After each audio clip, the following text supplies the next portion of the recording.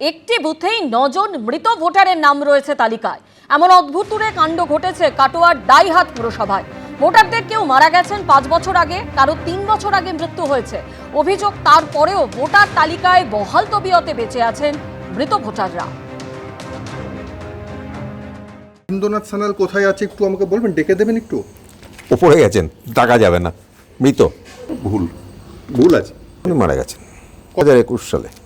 না, আমাদের তরফ থেকে জানায়নি, তবে ওরা এসেছিল, জেনে গেছে। সুনীল কুমার ঘোষ, ওনাকে ডেকে দেবেন একটু। উনি তো মারা গেছেন, এই 18 তারিখ হবে, অক্টোবরে 18 তারিখ 2 বছর হবে। এই তো সুনীল কুমার ঘোষ আমার স্বামী, ডেথ সার্টিফিকেট আমি সুনীল কুমার ঘোষের। কিন্তু আমি যেখানে যেখানে কাগজ দিয়েছি ডেথ সার্টিফিকেট দিয়েছি। এবার কি করণীয় না করণীয় সে তো তারা করবে, আমি তো জানি না। আপনি কি বিধবা ভাতা পাচ্ছেন? হ্যাঁ, পাচ্ছি। পিয়ালিনাথ আপনার ইয়ের আগে মারা গেছে, করোনার আগে।